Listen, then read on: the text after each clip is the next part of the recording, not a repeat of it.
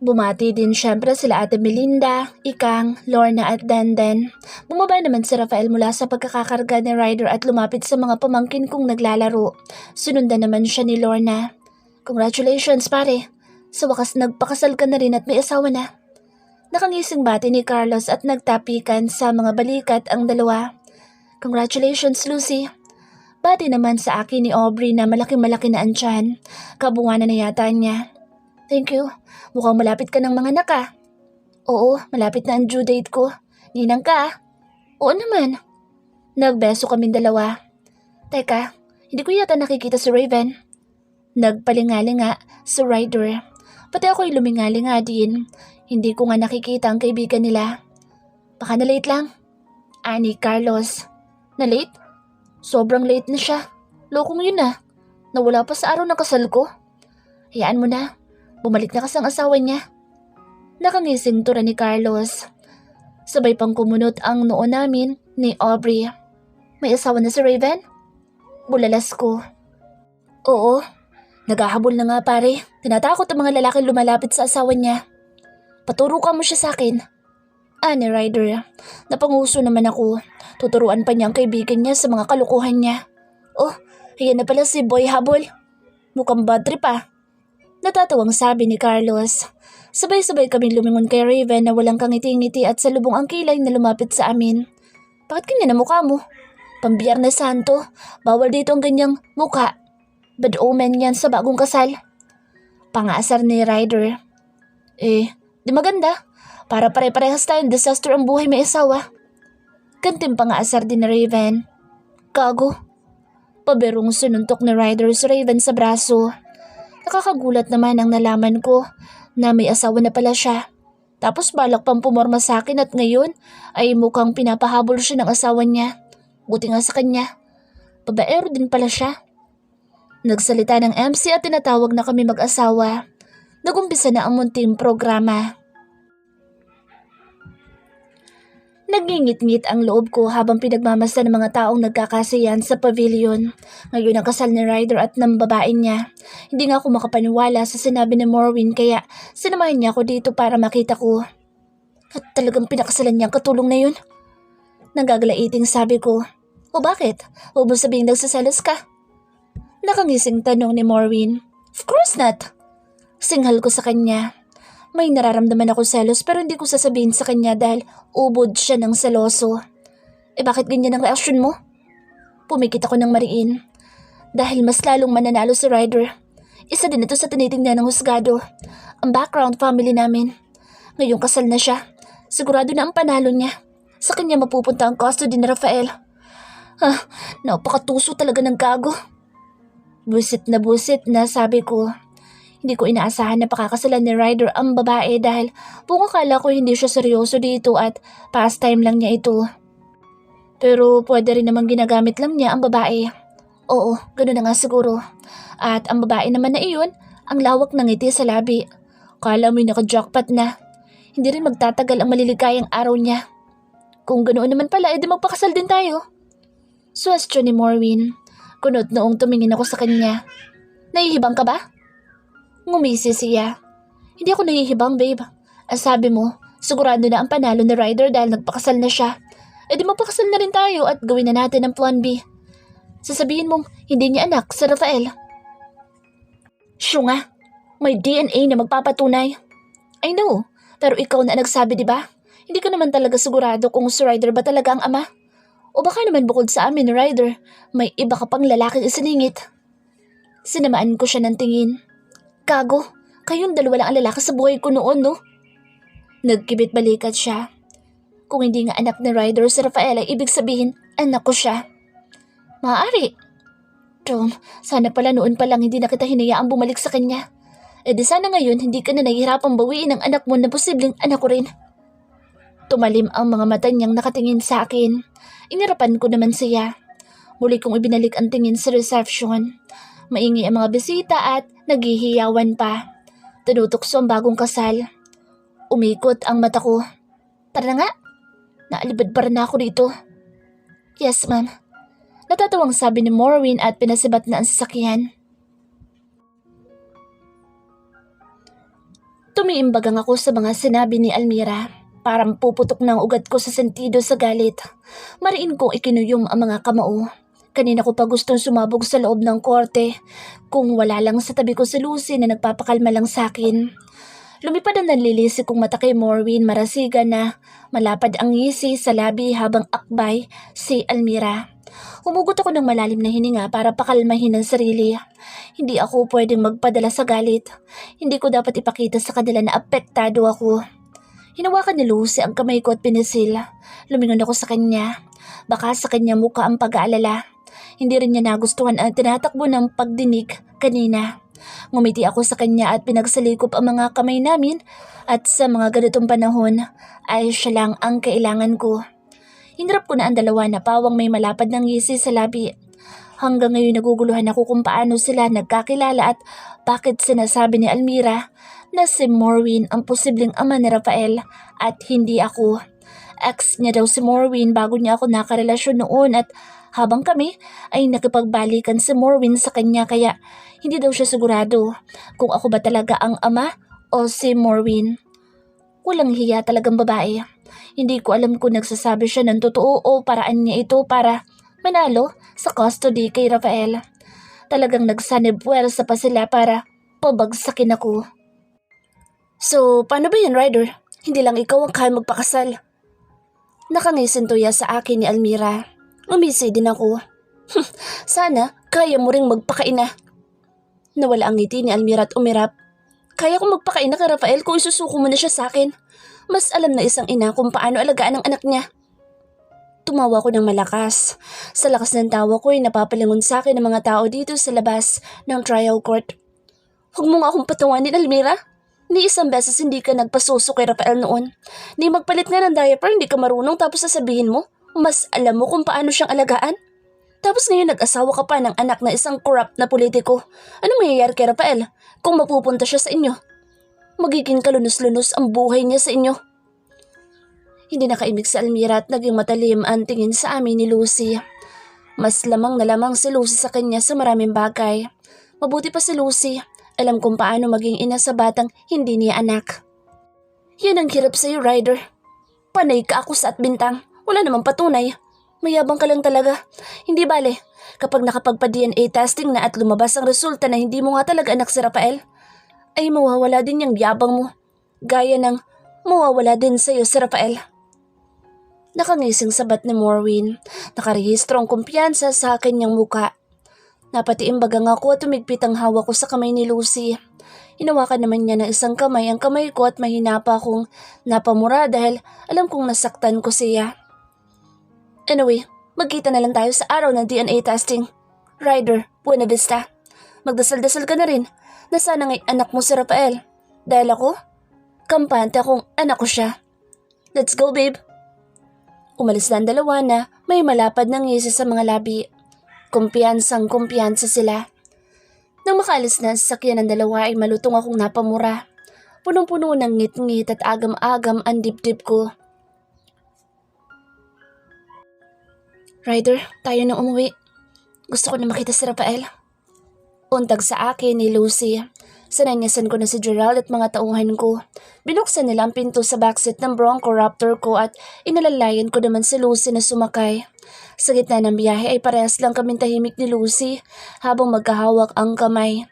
Nakatingin siya sa labas ng bintana at tila kay lalim ng iniisip. Alam kong apektado siya sa nangyayari lalo pa at napamahal na sa kanya si Rafael.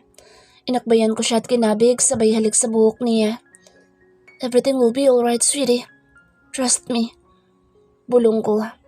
Tumingala naman siya sa akin at tipid na ngumiti. Ryder, paano nangyaring baka hindi mo anak si Rafael? Tanong ni Papa na nakapamewang at salubong ang kilay. Si Mama naman ay nakahawak sa dibdib. Nabigla siya sa sinabi ko. Nakaguhit ang pagkabahala sa kanyang mukha. Nag-aalala tuloy ako sa kanya. Hindi ko alam, Papa. Yung babaeng yun, baka nililigaw lang niya ang judge. Basta, anak ko si Rafael. Sa akin siya nagmula at hindi sa gago marasigan na iyon. Tiimbagang nasabi ko. Isa pa yung lalaking yan, sumausaw pa. Baka tama ka nga, pakulo lang nila ito. Nagsanib puwersa sila dahil parehas nilang gustong pabagsakin ka. Pero Gusto ko pa rin makasiguro kung anak mo ba talaga si Rafael o hindi. Dapat pala noon pa lang ay pina-DNA test na natin siya. Itinukod ko ang dalawang siko sa hita ko at minasahe ang ulo. Kahit pa ulit-ulit ko isiksik sa utak ko na anak ko si Rafael, ay nandoon pa rin ang pagdududa at masakit sa akin iyon. At may takot din sa loob ko na magpa-DNA testing. Natatakot ako na baka hindi kami mag-match at sila nang gagong iyon na mag-match. Hindi ko iyon matatanggap. Ngayon pa lang parang sinasakal na ang puso ko at hindi ako makahinga. Tumayo si mama at tumabi ng upo sa akin. Anak, ako, naniniwala ako na anak mo si Rafael. Oo, hindi kayo magkamukha dahil si Almira ang kamukha niya pero yung ugali niya yung nakuha niya sa'yo. Ramdam ko sa puso ko na apo ko siya. Hinawakan ako ni mama sa kamay. Salamat mama. Kahit papaano ay napapagaan niya ang loob ko gaya ni Lucy. Kailan daw isasagawa ang DNA testing? Tanong ni papa. Sa makalawa papa. Lalabas naman ang resulta, 3 to 5 working days. Sabi ko, tumangutangon si papa. Ano man ang maging resulta, Ryder, ay handa mo ang sarili mo. Alam ko masakit sa iyo, pero ganoon talaga anak. Anak ko si Rafael, papa, at hindi nang gagong iyon. Malalaman din natin ang katotohanan. Grabehan naman pala yung si Ma'am Almira. Sa kaharutan niya, hindi niya sigurado kung si Sir ang totoong ama ni Rafael. Komento ni Lorna na kamuntikan pang madali ng kutsilyo ang daliri. Kaya pala hindi kamukha ni Sir si Rafael? Dahil hindi pala niya anak? Nakakaloka. Segunda naman ni Ikang na hindi matapos-tapos sa pagkikiskis ng puwet ng kawali. Hindi pa tayo sigurado na hindi anak ni Sir si Rafael. Magpapa-DNA testing pa lang sila. Ani Ate Melinda na nagpuputol ng mga sitaw. Pero tingin ko, hindi talaga anak ni Sir si Rafael kasi ang layo ng itsura nila eh. Si Sir, tanang kulay, tapos maputi naman si Rafael. Si Sir, mestizo. Si Rafael naman chinito. Kamukha ni Ma'am Almira. Singit ni Dandan. Hindi naman basehan ang itsura. Hindi nga magkamukha si Sir at si Rafael pero magkaugali naman. Ay, malalaman natin yan kapag lumabas na ang resulta. Pero sana si Sir ang ama. Kawawa si Rafael kapag napunta kay Ma'am Almira at sa asawa niya ngayon. Maghintay na lang tayo ng balita at ipagdasal na lang natin na sana maging maayos na ang lahat. Ang bata ang kawawa eh. Bumuntong hininga ako habang nakikinig sa mga kuro-kuro ng mga kasambahay. Iniwan ko muna si Rafael saglit sa kwarto. Tulog siya at siguradong mamaya ang gising pa niya. Parang naiiyak kasi ako kanina habang pinagmamasdan si Rafael. Ngayon pa lang sobra na ako nalulungkot. Sana nga lang talaga umayon sa amin ang lahat. Hindi ko yata kakayanin na mawala sa amin si Rafael. Sobrang mahal ko na ang batang yun. Huwag ka masyado mag-isip anak. Basta magdasal ka lang. Alam nang nasa itaas ang nilalaman ng puso mo. Magtiwala ka lang. Ngumiti ako kay nanay. Opo, nay. Hindi ko lang po kasi maiwas sa malungkot. Ayoko pong mawala sa amin si Rafael. Kahit hindi siya nanggaling sa akin, mahal na mahal kong batang yun. Naiintindihan kita anak. Tinapik-tapik ni nanay ang kamay ko. Gumawa na lang kayo ni Sir ng anak, day. Kambalo kaya triplets. Suwestyon ni Ikang na ikinainit ng aking muka. Kahit magkaanak kami, iba pa rin si Rafael. Sambit ko. Ngumiti si Ate Melinda. Mahal mo nga talaga si Rafael. Maswerte siya tumating ka sa buhay niya. Ngiti na lang ang isinagot ko. Maswerte din naman ako nang dumating sa buhay ko si Rafael. Marami magagandang bagay ang nangyari sa akin. Matuloy na lumipas sa mga araw. Tapos nang kuhanan ng DNA sample si Ryder at si Rafael. Ganoon din si Almira at si Morwin na asawa niya na sinasabi niyang totoong ama ni Rafael. Muntik pa nga magpang-abot si Ryder at si Morwin. Mabuti na lang at marami ang umawat. Pinagsabihan ko naman si Ryder pagdating sa bahay. Umiiksi na naman kasi ang pasensya niya at nagiging mainitin ang ulo. Naiintindihan ko naman dahil nai-stress siya sa mga nangyayari kaya hindi ko nalang sinasabayan ang init ng ulo niya. Pero minsan kapag naiinis ako ay hindi ko siya pinapansin. Kapag ganoon naman ay nagsusorry na siya agad sa akin at lalambingin ako. Sa ngayon ay hinihintay na lang namin ang araw ng paglabas ng resulta. Mommy! Napangiti ako nang yumakap mula sa akin likuran si Rafael. Nilangon ko siya mula sa pagtutupi ng kanyang mga damit. Tapos ka na mag-drawing? Opo. Patingin nga si Mommy. Umalis siya sa pagkakayakap sa likuran ko para kunin ang sketchbook niya. Pinagpatong-patong ko naman sa kama ang mga tinupi kong damit niya na bagong laba. Ang mga pinagpilian ko naman mga damit niya na maliliit ay ibinahagi na ni Ryder sa Children's Foundation. May mga damit pa nga na hindi na halos magkasya kay Rafael. Iniipon ko na lang iyon at tinatabi. Mommy, nilingon ko si Rafael na inaabot ang sketchpad niya sa akin na may drawing. Wow, galing naman mag-drawing ni Rafael ah. Puro mga shapes ang drawing niya. Pero hindi gaya ng una ay mas maayos ang drawing niya ngayon. Yumakap siya sa leeg ko. Tumingin ako sa kanya tinaplos ang kanyang buhok. Habang tumitingin ako sa kanyang mukha ay gumuguhit ang lungkot sa puso ko. Tumingin siya sa akin at ngumiti. No beautiful eyes pa siya na ikinatawa ko. Nagpapakute na naman siya sa akin. Love you, Mommy. Sambit niya. Nalukot ang mukha ko at namasa ang mga mata. Paano ko bang hindi mamahalin ang batang ito? Sobrang lambing at mahal na mahal din ako. Naiiyak na niyakap ko siya tinalikan sa buhok. Love you too, Rafael. Sumisingot na sabi ko. Itinulak niya ako ng bahagya tiningnan sa muka. Nakakunot ang noo niya. Pinunasan ko naman ang daliri ang namumuong luha sa gilid ng mga mata ko habang sumisinghot. Hinawakan ng dalawang maliit niyang kamay ang aking muka. Yayay, Mommy? Nag-aalalang tanong niya at hinaplos ang pisngi ko. Doon na ako tuluyang naiyak at niyakap siya na mahigpit. Kahit hindi siya nanggaling sa akin, mahal na mahal ko siya. Sa puso ko, anak ko siya. What's going on here? Narinig ko ang boss ni Ryder pero hindi pa rin ako bumitaw ng yakap kay Rafael. Daddy? Mommy, yayay. Sabi ni Rafael na tinapik-tapik pa ang likod ko. What? What happened, sweetie? Pumunta sa harapan ko si Ryder at gumuhit ang pag-aalala sa kanyang muka nang makitang umiiyak ako. What happened, sweetie? Why are you crying? Suminghot ako at lumunok. Pinunasan ko ng daliri ang mga luha ko. Tumingin ako kay Ryder. Ayokong mawala sa atin si Rafael. Lumambot ang mukha niya at umupo sa carpet sa harapan ko. Hinaplos niya ang buhok ko, tinalikan ako sa noo. Hindi mo mawala sa atin si Rafael, sweetie. Anas niya. Sana nga, Ryder. Ngayon pa lang parang hindi ko kakayanin. Niyakap niya ako at si Rafael. I love you both. Hinalik-halikan niya ang buhok namin ni Rafael. Nang gabing iyon ay tabi kaming natulog na tatlo at nasa gitna namin si Rafael. Ano ba tong kalokohan na pinagagawa mo, Morwin? Hindi pa nga tayo tapos sa problema natin sa Buena Vista na iyon. Dinagdagan mo pa? Galit na sermon ni Daddy sa akin. Nalaman na kasi niya na nagpakasal ako kay Almira. Pero wala na akong pakaalam sa galit niya. Sanay na ako. Dad, kinukuha ko lang karapatan ko sa bata. Karapatan mo? Bakit? Sigurado ka ba na anak mo talaga ang batang yun? Malapit na lumabas ang resulta, Dad. Ayaw niyo ba nun?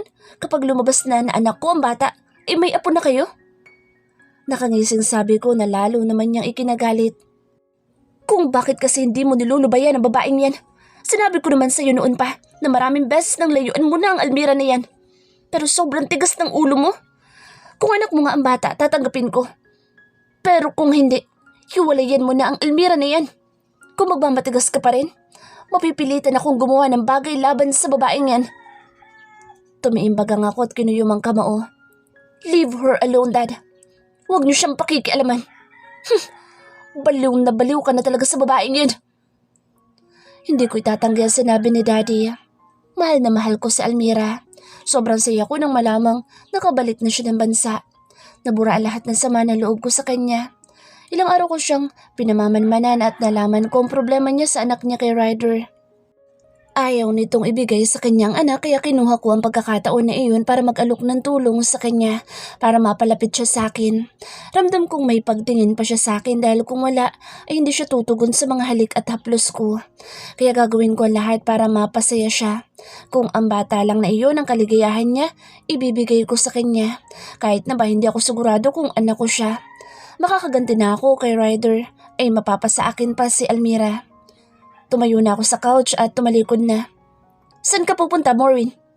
Uuwi na, Dad. Naghihintay ng asawa ko. Nakangisinturan ko. Langya ka talaga. Bahala ka na sa buhay mo. Nagkibit balikat na lang ako at umalis na. Palakad-lakad ako dito sa sala habang hawak ang baso ng alak.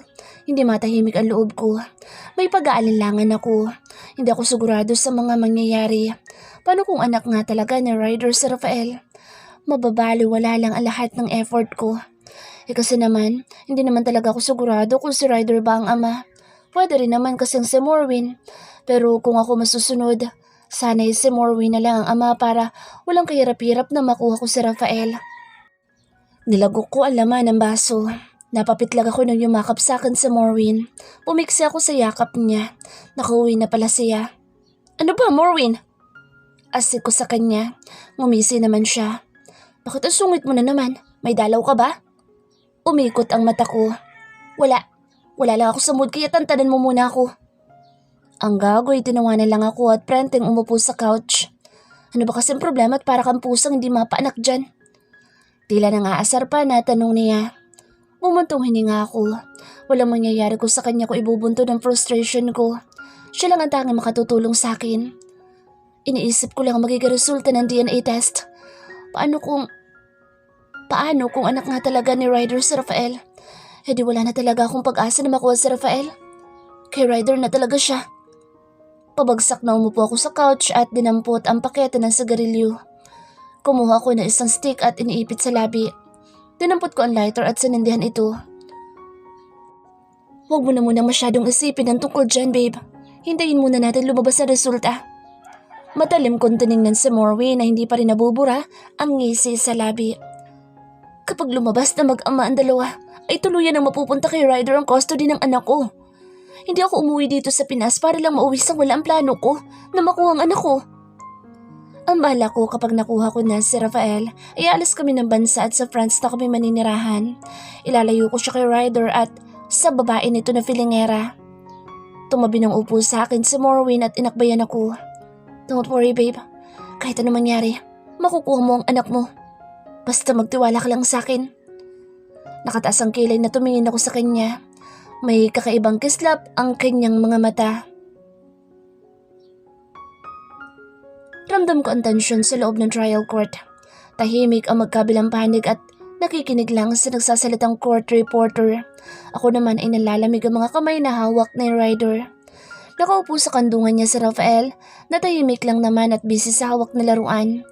Nasa likuran namin si Nanay, si Papa Ramon, Mama Josie at si Raven para magpakita ng suporta.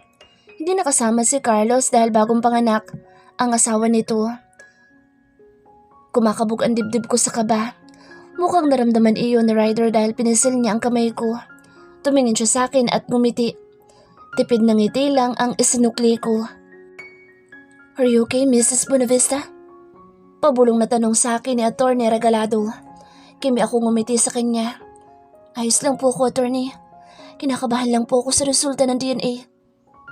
I understand, Mrs. Pero ano man ang resulta at maging desisyon ng husgado ay dapat handa kayo. Pero sana'y pumanag sa atin ang lahat, alang-alang sa bata.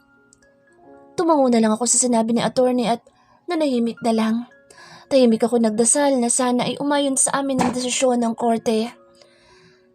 Kumalabog panlalo nang husto ang dibdib ko nang may iniabot ang court clerk na brown envelope sa judge na babae. Yun na yata ang DNA result. Umugong ang bulungan sa loob ng korte. Tumahimik naman ang lahat ng ipukpok ng judge ang gavel. Tumingin sa amin si Almira na umira pa. Ang asawa naman niyang si Maureen ay malapad ang ngisi sa labi. Nag-excuse si Atty. Regalado at tumayo. Lumapit siya sa isang staff ng korte at may sinabi. Ganon din ang abogado nila Almira. Bumalik din agad sa tabi namin si Attorney Regalado. Babasahin na ng judge ang resulta ng DNA. Imporma sa amin ni Attorney Regalado. Humugot ako ng malalim na hininga tumingin kay Ryder at kay Rafael. Parang sasabog na ang puso ko sa sobrang kaba. Parang nasusuka na nga ako. Hinapos ko ang buhok ni Rafael at tinalikan siya sa buhok. Tumingin siya sa akin at ngumiti. Ipinakita niya sa akin ang hawak na laruan. Ngumiti naman ako at kay Ryder naman tumingin. Nagsalubong ang mga mata namin. Bahagya siyang yumukod at hinalikan ako sa noo at sa buhok naman si Rafael. Hindi man siya nagsasalita ay ramdam kong tensyonado din siya sa resulta. Maya-maya pa'y nagsalita na ang judge. Inilabas niya ang ilang papel sa brown envelope. Tumingin muna siya sa amin lahat bago nagsalita at binasa ang resulta. Umigpit naman ang hawak ko sa kamay ni Ryder at higit-higit ang hininga. Unang binanggit ni Judge ang resulta ng DNA ni Almira at ni Rafael. Match ang dalawa dahil talaga mag-ina naman sila. Siya ang nagluwal kay Rafael. Ang sumunod naman na binanggit ng Judge ay ang DNA result ni Maureen at ni Rafael. Yumuko ako at pumikit ng mariin at kumagat labi. Pero agad din akong napamulat ng banggitin ng Judge na 0% ang resulta ng DNA ng dalawa. Ibig sabihin, hindi sila match. Sunod namang binanggit ng Judge ang resulta ng kay Ryder. 99.8% match ang dalawa. Kumpirmadong mag-ama sila. Anak ni Ryder, si Rafael. Umugong malakas na bulungan at ang protesta ni Almira. Naiiyak na yumakap naman ako ng mahigpit kay Rafael at Ryder. Dininig na nasa itaas ang dasal ko. Anak ni Ryder si Rafael. Ano ba? Bitiwan niyo ako! Hindi ako makapapayag. Anak ko rin si Rafael. May karapatan din ako sa kanya. Ako ang ina niya. Sa akin dapat siya. Pagwawala ni Almira. Ma'am, kumalma na po kayo. Kung hindi ay mapipilitan kaming gamitan kayo ng puwersa. Saway ng sheriff. Babe, calm down. Pagpapakalma naman ni Maureen. How can I calm down, Maureen? Mas pinaburan nila si Ryder. Himutok ni Almira. Tumingin ako kay Almira. Halos pumutok ang ugat niya sa leeg sa galit. Nakaramdam naman ako ng simpatya sa kanya dahil anak din niya si Rafael. Pero hindi niya kayang alagaan si Rafael. Wala siyang kapasidad. Sana'y maisip niya iyon. Pinukpok ng judge ang gavel at nagsitahimik naman ang lahat. Tumingin ako kay Ryder. Nawala na ang dilim sa kanyang mukha na ilang araw kong nakikita. Nagliwanag na ito ngayon. Anak ko si Rafael. Anas niya. Ngumiti ako tumango. Sa'yo na siya. Hindi na siya malalayo sa'yo. Sa atin, sweetie. Sa atin siya. At nagbigay na nga ng desisyon ang judge. Si Ryder ang nanalo sa custody ni Rafael. Binigyan naman ng karapatan ng judge si Almira na makita si Rafael sa mga araw lang na nakaschedule. Hanggang doon lang ang binigay ng judge sa kanya. Sa mansyon ay nagkaroon ng konting selebrasyon. Masayang masaya ang lahat. Ang mag-ama nga ay hindi mapaghiwalay. Halos ayaw bitawan ni Ryder si Rafael. Kitang-kita ang pagmamahal niya sa anak. Ako rin naman laging nakadikit sa kanilang mag-ama. Congratulations pare. Ngayon wala ka nang poproblemahin. Sayong-sayo na si Rafael. Bati ni Raven at tinapik sa braso si Ryder. Nakapag-high five naman siya kay Rafael at ngumiti sa akin. Salamat pare pero hindi pa rin ako pwedeng magpakakampante. Lalo na't asawa ni Almira si Maureen.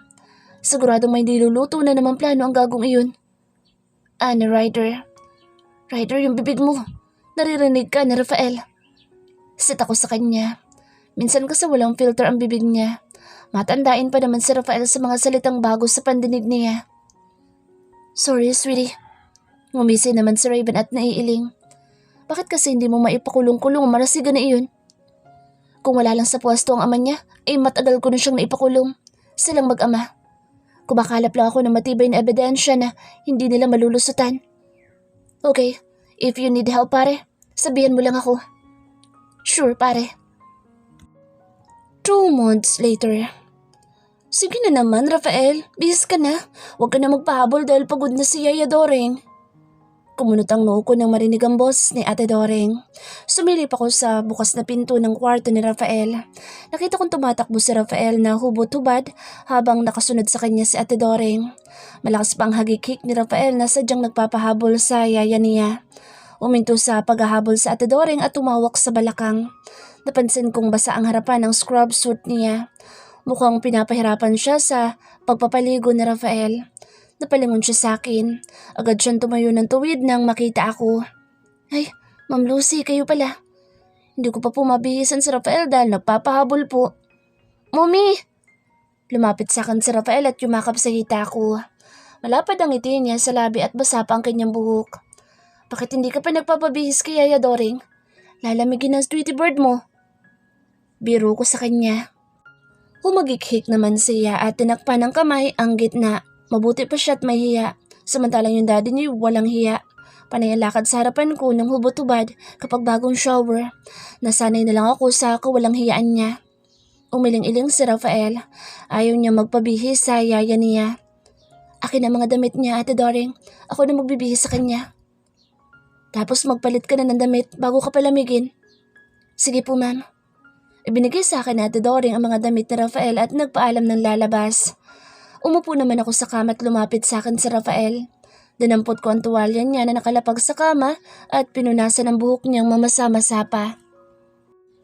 Pinahirapan mo na naman si Yaya Doreng.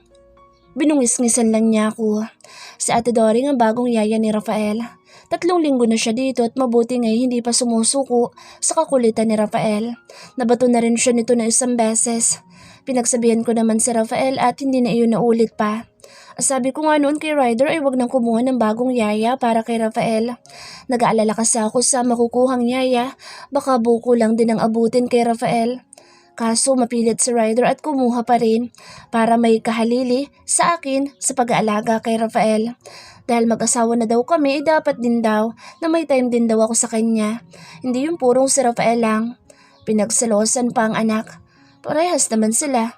Nagsasalo sila sa isa't isa. Palibhasa ay mag-ama. Sa ilang buwan pagiging mag-asawa namin ni Ryder ay wala naman kami nagiging problema. Sobrang sweet nga niya sa akin at napaka-clingy pa. Yun nga lang minsan, may pagka-mainitin talaga ang ulo niya. Pero hindi na ganoong kagrabe. Sa dalas ng aming pagtatalik ay himala na hindi pa ako nabubuntis.